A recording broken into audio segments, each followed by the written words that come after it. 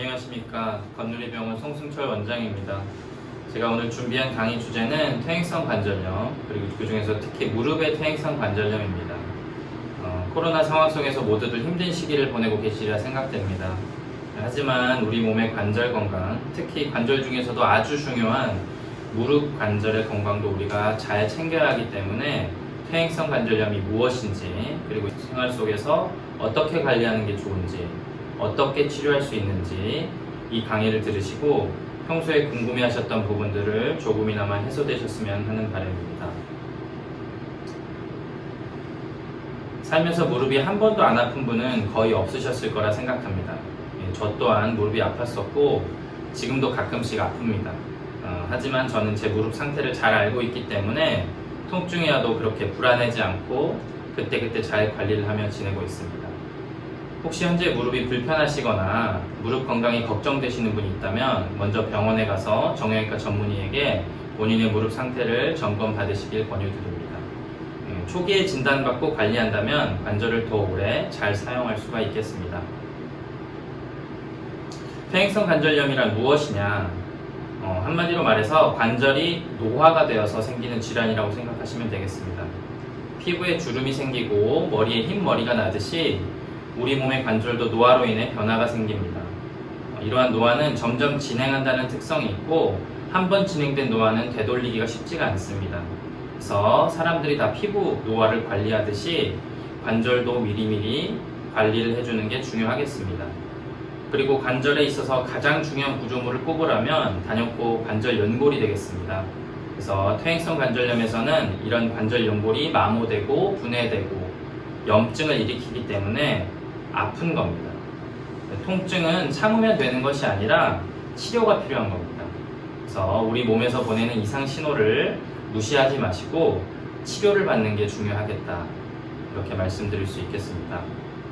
통증 이외에도 퇴행성 관절염의 증상들은 다양하게 나타날 수가 있습니다. 그래서 처음에는 주로 관절이 뻣뻣하거나 불편한 느낌 정도만 있을 수가 있고 거기서 더 진행되면 관절이 붓고 아프게 됩니다.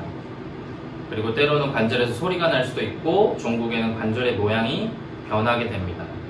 그래서 젊었을 때는 다리가 올고잡다가 이제 나이가 들면서 다리가 O자 모양으로 휜다든지 허리가 굽는다든지 손가락 모양이 변형된다든지 이런 것들이 다 퇴행성 관절염의 증상이라고 보시면 되겠습니다. 관절염이 주로 발생하는 부위는 우리 몸에 체중을 많이 받는 관절인 무릎이라든지 척추, 그리고 움직임이 많은 관절, 손가락 끝마디 관절에 잘 발생하는 걸로 되어 있습니다. 발생 빈도를 보시면 55세 이상에서 약 80%에서 나타나는 걸로 되어 있고 75세 이상에서는 거의 전 인구에서 나타나는 걸로 되어 있습니다. 그리고 특징적으로 여성에서 더 퇴행성 관절염이 많은 걸로 알려져 있습니다. 퇴행성 관절염인 물론 노화로 인해 발생하지만 다른 원인들이 있을 수도 있습니다.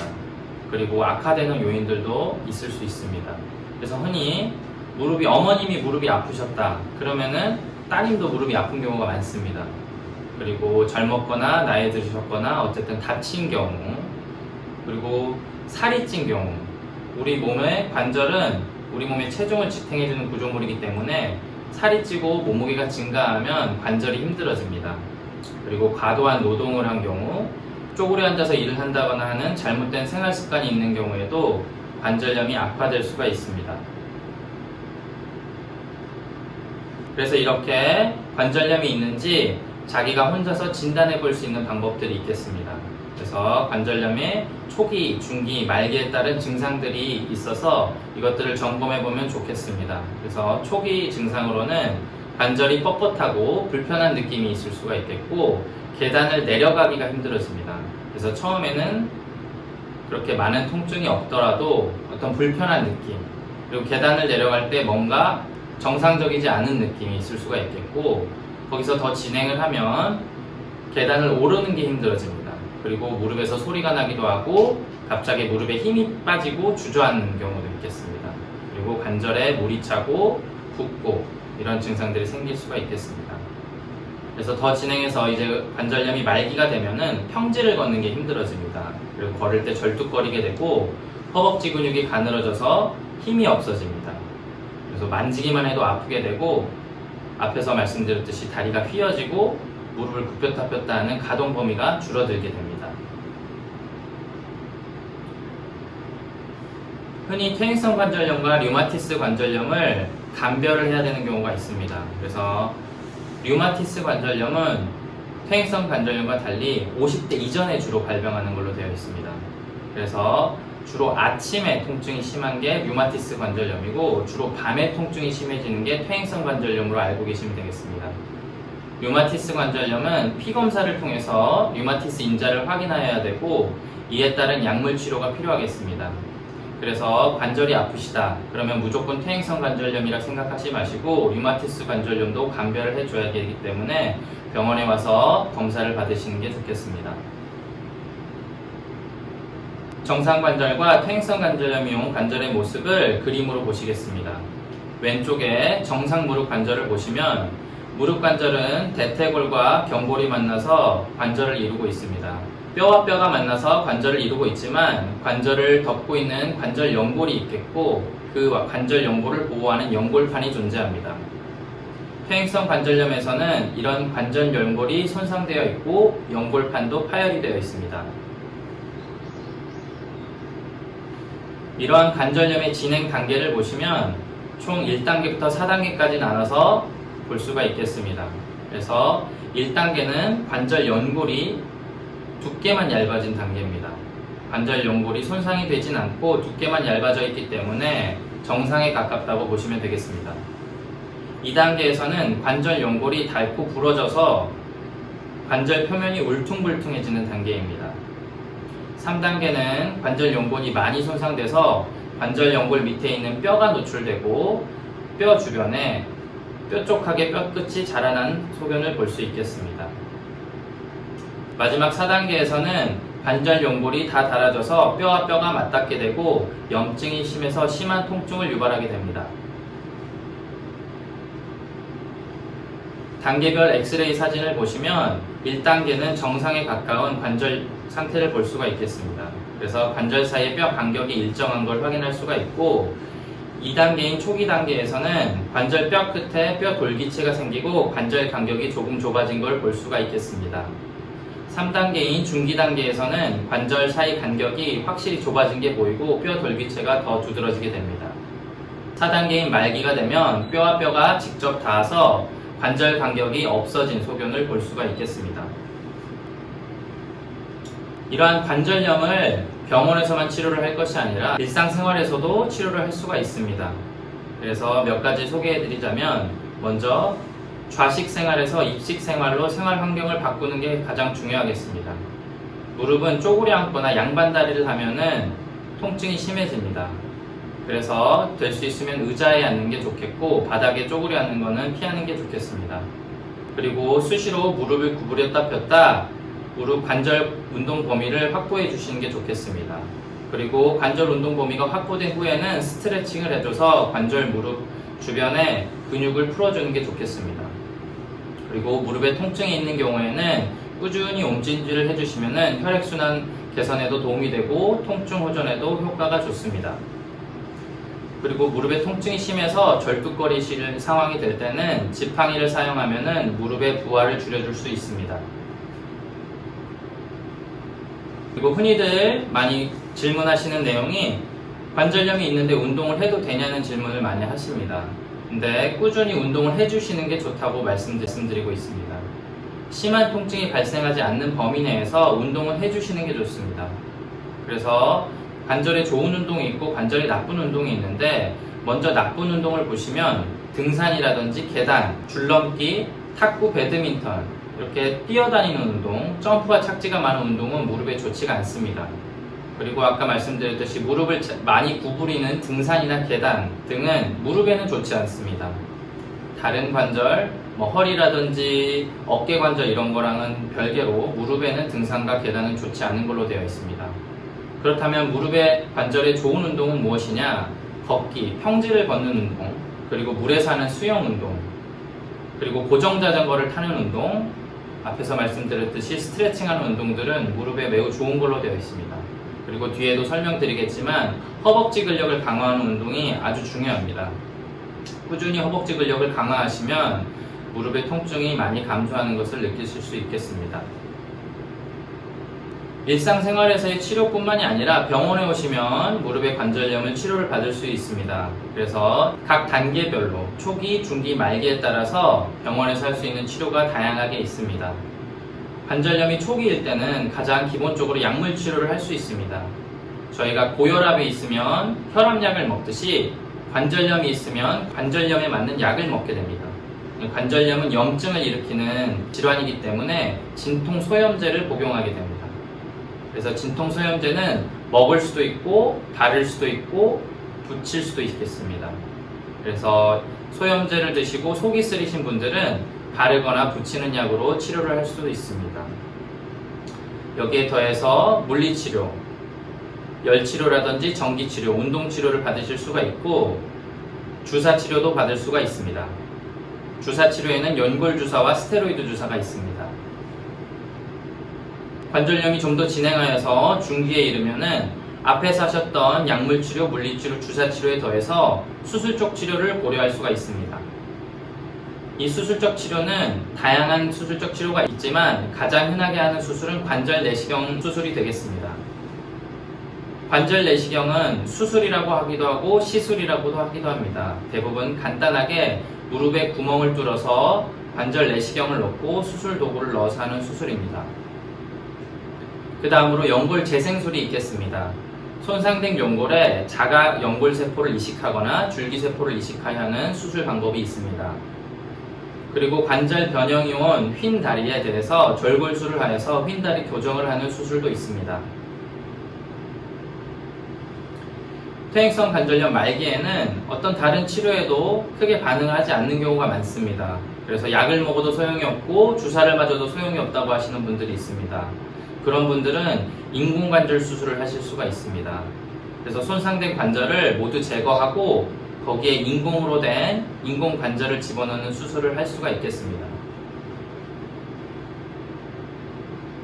앞서 설명드렸던 관절강의 주사요법에 대해서 다시 한번 설명드리겠습니다. 주사는 크게 스테로이드 주사와 히알루론산 투여하는 주사가 두 가지로 나뉘어 있습니다. 흔히들 스테로이드 주사는 뼈 주사라고 많이들 알고 계십니다. 그리고 히알루론산 주사는 연골 주사라고 많이 알려져 있습니다. 스테로이드 주사는 진통 염증 억제를 하는데 아주 강력한 효과를 가지고 있지만 장시간 투여할 경우에는 연골 손상의 우려가 있습니다. 그래서 3개월 또는 4개월 간격으로 1년에 3에서 4회 정도까지만 맞으시는 걸 권장하고 있습니다. 연골 주사는 일명 연골 영양주사로 정상적으로 무릎에서 만들어내는 성분입니다. 그래서 우리 몸에서 만들어내는 윤활제를 외부에서 만들어서 무릎 안에 넣어준다고 생각하시면 됩니다. 그래서 건강한 관절액을 보충해주는 효과라고 생각하시면 됩니다. 그래서 연골 주사와 뼈 주사는 전혀 다른 주사가 되겠습니다. 그래서 연골 주사는 보통 효과가 6개월 정도 지속되는 걸로 되어 있고 전신 부작용이 전혀 없는 안전한 주사로 알려져 있습니다. 이러한 연골 주사의 효과를 보시면 염증과 통증을 완화시켜 드리고 연골이 닳고 마모되는 것을 막고 연골을 보호해 줍니다. 그래서 관절 윤활제 역할로서 관절을 부드럽게 유지해주는 효과가 있겠습니다. 앞서 설명드렸듯이 연골 주사는 효과가 6개월이 지속됩니다. 그래서 6개월 간격으로 맞으시면 되고 자주 병원 방문이 가능하신 분들은 일주일 간격으로 3번에서 5번 주사를 맞으시면 되고 자주 방문이 어려우신 분들은 6개월에 한 번씩 맞는 주사를 맞으셔도 됩니다. 그리고 연골 주사를 맞고 나서 주의할 사항이 몇 가지 있는데 주사 맞고 나서 하루 이틀 정도는 무리한 운동을 하지 않는 게 좋습니다. 무거운 물건을 들거나 과도한 운동은 피하시는 게 좋겠습니다. 그리고 매우 드물지만 주사 바늘이 들어갔던 부위로 감염이 생길 수 있기 때문에 주사 직후에는 목욕을 하지 않는 게 좋습니다. 그리고 주사액이 무릎 안에 전반적으로 잘 퍼질 수 있게 무릎을 굽혔다 폈다 운동을 해주면 좋습니다. 정리해서 말씀드리면 관절염 예방을 위해서 우리가 생활 속에서 실천할 수 있는 내용들이 몇 가지가 있습니다. 아까도 말씀드렸듯이 체중이 증가하면 좋지가 않다. 반대로 얘기하면 체중을 줄여주면 관절에 좋다. 실제로 몸무게를 많이 뺀 다음에 무릎이 하나도 안 아프다고 하시는 분들이 되게 많습니다. 그만큼 체중을 감소하는 게 어렵지만 체중을 감소시키면 무릎의 부담이 많이 줄어든다고 알고 계시면 되겠습니다. 그리고 무릎을 많이 구부리는 자세를 피하는 게 좋다. 그래서 쪼그려 앉거나 양반다리 하는 거는 좋지 않다 라고 알고 계시면 되겠고, 계단이라든지 언덕길은 될 수 있으면 피하고 엘리베이터가 있다면 엘리베이터를 이용하시는 게 제일 좋겠습니다. 그리고 통증이 없는 범위 내에서 꾸준히 운동을 하시고 허벅지 근력 강화 운동도 계속 해주시는 게 좋겠습니다. 붓거나 열감이 있을 때는 얼음 찜질을 해주시고 평상시에는 꾸준히 따뜻한 찜질을 해주시면 좋습니다. 굽이 높은 신발은 피하고 편안한 운동화를 신는 게 좋겠습니다. 몇 가지 관절에 좋은 운동법들을 소개해 드리겠습니다. 앞에서 계속 허벅지 강화 운동을 말씀드렸는데 허벅지 근력을 강화하는 가장 손쉬운 운동 방법입니다. 의자에 편하게 앉아서 한쪽 다리를 90도로 들어 올리고 무릎을 최대한 펴려고 허벅지에 힘을 강하게 주는 것입니다. 이때 발목은 최대한 위쪽으로 당겨주면 좋습니다. 무릎을 단순히 구부렸다 펴는 것이 아니라 무릎을 쭉 편 상태에서 숫자를 하나부터 10까지 세워주는 게 좋습니다. 그래서 10초 동안 허벅지에 힘을 주고 버텨준 상태에서 다시 다리를 내려줍니다. 이 동작을 한 번 할 때 20번씩 아침, 점심, 저녁으로 해주시면 좋습니다. 그리고 무릎에 좋은 스트레칭을 알려드리도록 하겠습니다. 스트레칭이 특별한 것은 없습니다. 무릎을 구부렸다 폈다 해주는 것만으로도 무릎에는 굉장히 좋은 스트레칭이 됩니다. 그래서 무릎을 똑바로 다 펴주는 게 제일 좋습니다. 그래서 종아리에 수건을 받쳐도 좋고 수건을 받치지 않아도 됩니다. 그래서 무릎을 쭉 펼 수 있도록 바닥에 다리를 쭉 핀 상태에서 양손으로 무릎 위를 지그시 눌러주면 됩니다. 무릎을 구부리는 거는 반대로 해주시면 됩니다. 바닥에 앉은 상태에서 무릎을 최대한 구부리고 깍지 낀 손으로 정강이를 잡고 지그시 당겨주시면 됩니다. 이게 젊으신 분들은 잘 되실 수 있는데 나이 드신 분들은 이게 잘 안 되시는 경우가 있습니다. 그래서 이 관절 운동 범위를 확보해 주시는 게 중요하고 꾸준히 무릎을 펴고 구부리는 걸 해주시는 게 좋습니다. 그리고 그 다음 스트레칭은 허벅지 앞쪽과 뒤쪽의 근육을 스트레칭 시켜주는 동작입니다. 앞으로 굽히는 동작과 뒤로 당기는 동작이 있습니다. 그래서 양발을 쭉 뻗은 상태에서 손을 뻗어서 발끝을 잡아주시는 동작이 있겠습니다. 다들 흔히 알고 있는 스트레칭 동작이 되겠습니다. 이 동작을 하면은 무릎 뒤쪽에 있는 근육들이 스트레칭이 되면서 무릎 근력 강화에 도움이 됩니다. 그 다음으로는 선 자세에서 무릎을 당겨주는 동작이 되겠습니다. 중심을 잡을 수 있게 한 손으로 의자 같은 곳을 잡으시고 반대쪽 손으로 무릎을 당겨주시면 됩니다. 이 동작을 해주시면 무릎 앞의 근육이 스트레칭이 되면서 근력 강화 운동에 도움이 됩니다. 네, 이제 마무리하도록 하겠습니다. 퇴행성 관절염에 대해서 꼭 아셔야 되는 것들만 정리해서 말씀드리겠습니다. 체중은 줄이시는 게 좋습니다. 계속 말씀드리지만 체중을 줄이면 무릎은 편안해집니다. 그리고 운동은 아프지 않은 범위 내에서 꾸준히 해주시는 게 좋습니다. 움직이지 않는 것보다 움직이시는 게 좋습니다. 그리고 근력은 강화시켜주는 게 좋습니다. 허벅지 근력을 계속 강화해 주시는 게 좋습니다. 그래서 통증이 있다면 참지 마시고 병원에 와서 먼저 진료를 받으시는 게 좋겠습니다. 병원에 와서 진료를 받고 꾸준히 관리를 받으시는 게 좋습니다. 연골 주사를 맞을 수도 있고 병원에 와서 생활습관 교정하는 교육을 받으실 수도 있습니다. 그리고 평상시에 꾸준히 찜질을 하셔서 통증 완화와 혈액순환 개선에 도움을 받을 수 있습니다. 그리고 다리 들기, 수영, 고정 자전거를 통해서 꾸준히 운동을 해서 관리를 해주시면 되겠습니다. 이상으로 강의를 마치겠습니다.